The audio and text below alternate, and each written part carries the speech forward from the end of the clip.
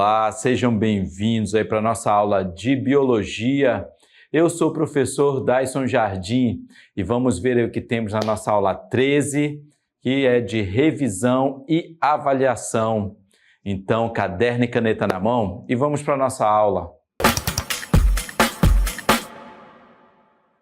Nesta aula, nós vamos relembrar aí alguns assuntos que já estudamos e que inicialmente ali quero deixar aí a importância, né, fundamental que vocês continuem estudando, continuem revisando os assuntos, tenham anotações nos seus cadernos, né, como eu sempre digo, caderno e caneta na mão, né, tenham essas anotações feitas, porque vocês estão no ensino médio e é importante nós termos em mente os assuntos estudados, não cair assim no esquecimento.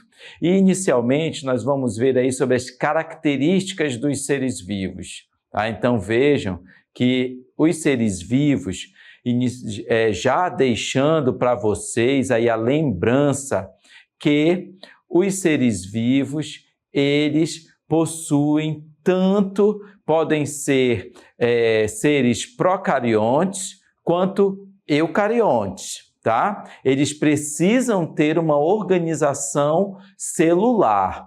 Quando eu falo que nos organismos procariontes eles possuem membrana plasmática, vão ter o citoplasma e o DNA disperso naquele citoplasma, sem a presença do núcleo, não há o núcleo individualizado. Isso é uma organização celular para os seres que são procariontes. Os seres que são eucariontes, eles já possuem ali membrana plasmática, citoplasma, né? E também o núcleo individualizado, com a carioteca, e vai ter lá no seu interior a cariolinfa, que é o DNA ali de modo que está em não divisão, né? Ele vai estar em forma dos filamentos, e então ali eles podem também ficar no formato de DNA, já é de DNA condensado, que já vai ser um processo de divisão celular. Ali é outra organização, né, destes seres vivos que possuem células eucariontes. E também eles podem ser unicelulares ou pluricelulares. Então, todos nós estamos falando ali de organização celular, tá? Cada estrutura com suas funções. Eles também possuem uma composição química, né? É importante termos em mente que vitaminas, sais minerais, as macromoléculas, né, que são os nutrientes, proteínas, carboidratos, os lipídios, todos estes, eles são compostos de elementos químicos, de átomos, de moléculas, né, com funções importantíssimas para o nosso organismo, né? E essa composição química, a exceção dos seres, no caso, fotossintetizantes, como as plantas, que eles vão precisar ali de água, de CO2, né, e da energia luminosa, né, da energia solar, eletromagnética emitida pelo Sol, né? Então, a partir daí, eles vão produzir seu próprio alimento. Então, os seres fotossintetizantes, como as plantas, eles têm essa capacidade de serem autotróficos, né? Produzem seu próprio alimento. Já aqueles outros seres que são heterotróficos, eles não conseguem produzir seu próprio alimento, então eles têm que se alimentar, eles têm que ter a nutrição, né?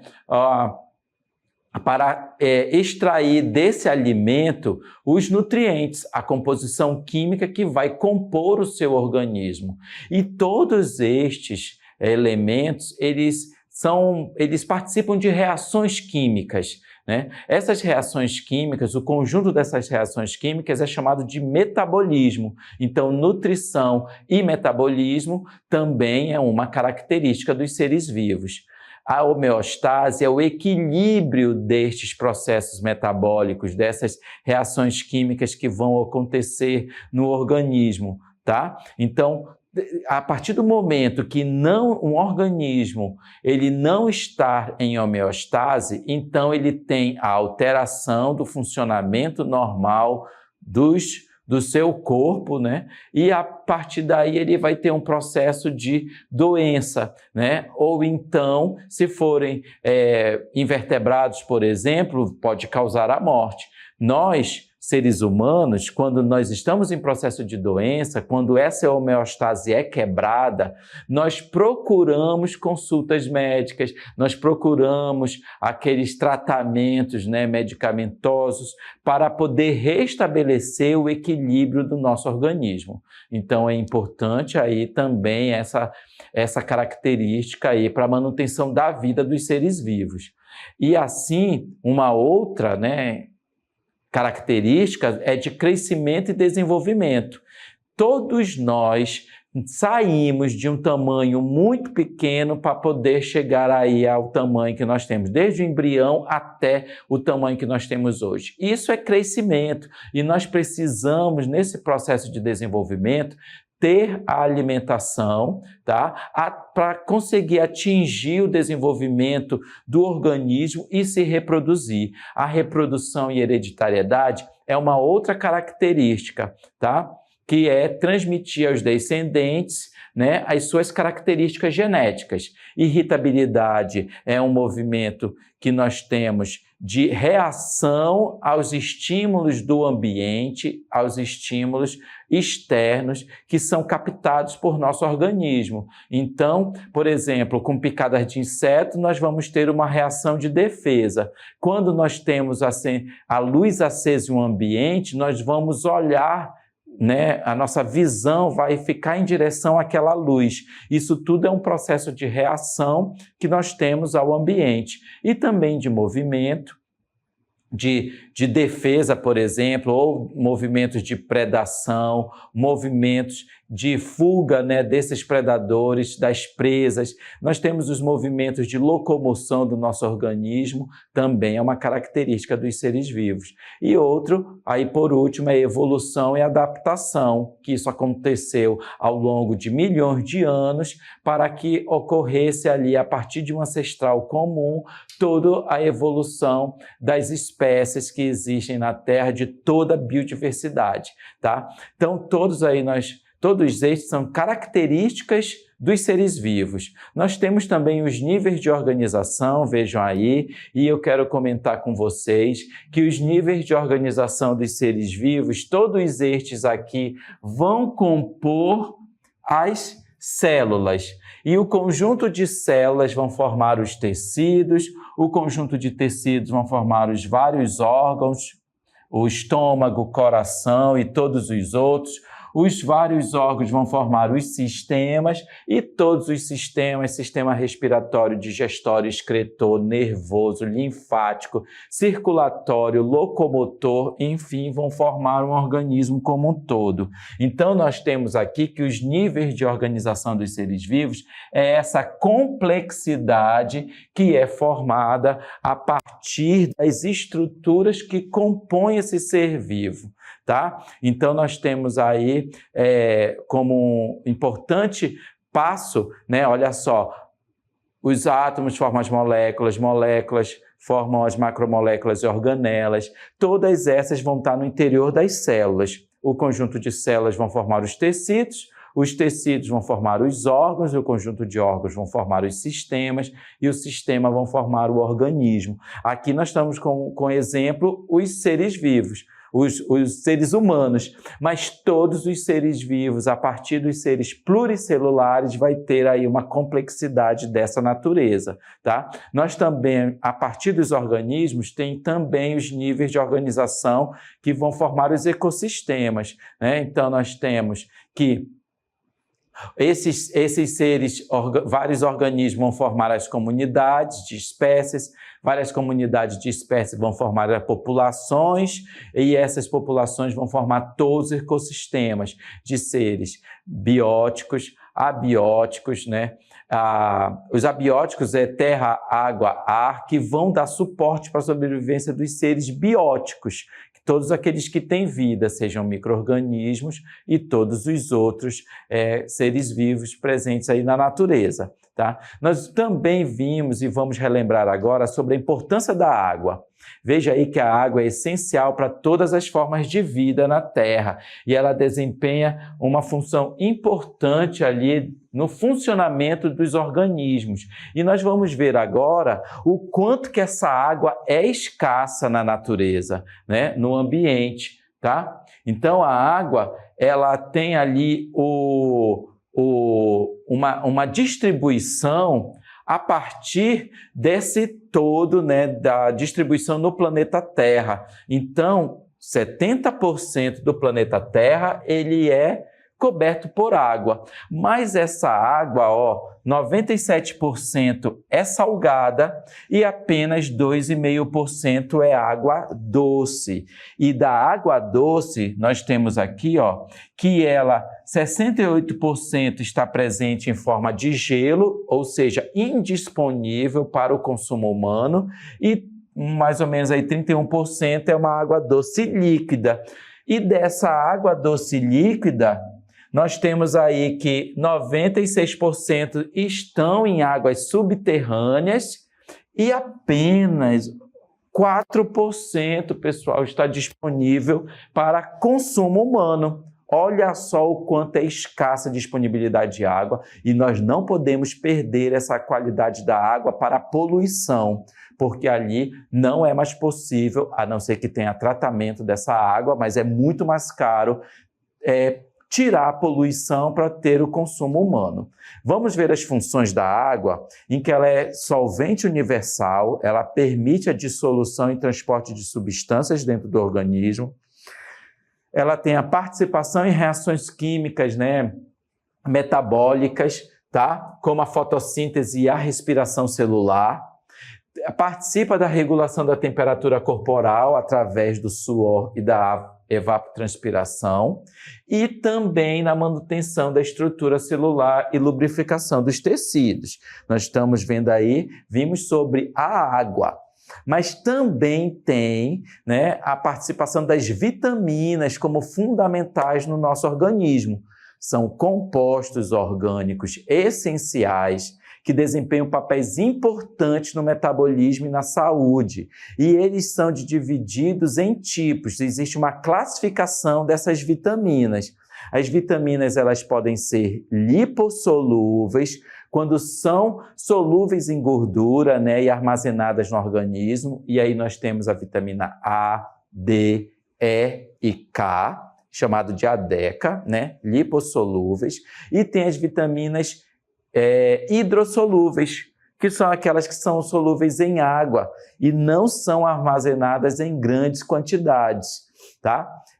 Como as vitaminas do complexo B e vitamina C. Então, todas essas vitaminas, elas participam como coenzimas, né, em reações químicas, ajudando, acelerando esses processos, e também vitaminas que têm papel antioxidante na proteção contra danos celulares, né? Contra os radicais livres. Os antioxidantes, eles são contra os radicais livres. E aí, como já comentei, participam da manutenção dos tecidos e órgãos. E aí quero deixar para vocês aí a recomendação de beber água, porque toda vez que nós sentimos sede, é porque o nosso organismo já está com limites muito baixos de água. Então a gente tem que repor. E a sede já é um estado de alerta, tá? Do organismo. Então não espere ter sede para beber água. Vamos ver agora sobre os sais minerais. Os sais minerais, eles são compostos inorgânicos, né? Eles não formam cadeias carbônicas, que desempenham importantes funções, né, na estrutura dos organismos. Então, eles participam da formação dos ossos, né, e dentes. Então, aí é uma das funções importantes dos sais minerais. Vejam aí, né? Essa formação dos ossos, eles participam ali com a presença de cálcio e fósforo. Também ocorre a regulação do equilíbrio, tá? Ácido-base, que é o sódio, participação do sódio e potássio, tá? E aí, nesse sódio e potássio, ele vai estar compondo ali digamos ali, o impulso nervoso, né? Então, por isso é muito importante nesse processo. A participação em processos de coagulação sanguínea, como o ferro, tá? E também a transmissão de impulsos nervosos aí, como eu estava comentando, ó, e contração muscular, né? Esses cálcio, sódio, potássio vão participar ali de uma importante função do sistema nervoso, que é transmitir aquela informação que está sendo captada pelo organismo, tá? Uma outra, aí nós temos um outro tema estudado, que são os ácidos nucleicos. Os ácidos nucleicos, eles são macromoléculas formadas de moléculas menores denominadas nucleotídeos. Esses nucleotídeos, eles contêm informação genética que são utilizados para a transmissão das características dos indivíduos para os descendentes. Então, os nucleotídeos, eles vão ser ali como presentes neles as características genéticas. Então, por exemplo, aqui meu cabelo, né, castanho escuro. Então, os meus descendentes, meus filhos, todos eles têm cabelo castanho escuro, né? Aqueles que são loiros vão ter cabelos aloirados. Então, a cor dos olhos, enfim, todas as características que nós temos. E eles estão presentes aí na estrutura de DNA e RNA. A diferença que há entre o DNA e o RNA é a presença do açúcar, né, da estrutura desoxirribose, que é o que caracteriza o DNA, e da pentose chamada ribose, que caracteriza o RNA. Então, desoxirribonucleico e ribonucleico. Todos estes eles vão apresentar essa característica aí, ó, uma dupla fita, o DNA, que eu estou aqui, tá? E uma fita simples, o RNA. Todos esses, a citosina, vão ser compostos pelas bases nitrogenadas citosina, guanina, adenina e timina no DNA, e o RNA vai possuir como diferente a uracila. Então, todos esses aí vão compor essa estrutura do DNA. Então, nós temos aí, nesta ilustração agora, né, que vai ter um grupo fosfato, uma pentose, o açúcar, que no DNA vai ser a desoxirribose, no RNA a ribose, e uma base nitrogenada. E todos esses juntos vão formar o nucleotídeo. Nós também, além desses assuntos, nós vimos sobre a membrana plasmática. A membrana plasmática ela é também conhecida como membrana celular. Ela é uma estrutura, tá, que ela está presente em todos os organismos vivos, sejam eles células procariontes, como as bactérias, ou eucariontes, como os animais, plantas, fungos, enfim, todos os seres vivos. E eles vão ter funções importantes, ó, como isolamento e proteção da célula, regulação do transporte de substâncias dentro e fora da célula, reconhecimento de sinais químicos e interação com outras, tá, células e ancoragem do citoesqueleto e suporte estrutural. Então, vejam aí que eu vou mostrar para vocês agora nessa ilustração, tá? Aqui nós temos o modelo do mosaico fluido, né, que apresenta todo esse detalhamento da membrana plasmática. Para o meio externo, né, vai ter contato com o citoplasma, vai ter contato com as outras células, e para o meio interno vai ter contato com o citoplasma. Então, todas essas estruturas aqui, elas vão participar ali destas conexões, dessa ancoragem com outras células, tá? E no meio interior vai ter as proteínas de canal, proteínas periféricas, que vão transportar do meio extracelular para o meio intracelular os nutrientes, vitaminas, enfim, o que for importante para o interior da célula. Nós temos aqui ao meu lado, olha, esta bicamada lipídica, que são formados pelos fosfolipídios, então, os fosfatos e lipídios aí, e eles vão fazer parte de todas as membranas plasmáticas dos seres vivos, unicelulares ou pluricelulares, procariontes ou eucariontes. Essa estrutura da membrana plasmática ela é composta por uma bicamada lipídica, principalmente fosfolipídios com proteínas inseridas, tá, neste processo. Então, nessa camada, tá, é do mosaico fluido devido à sua flexibilidade e capacidade de movimento, que é o que nós temos aí, ó.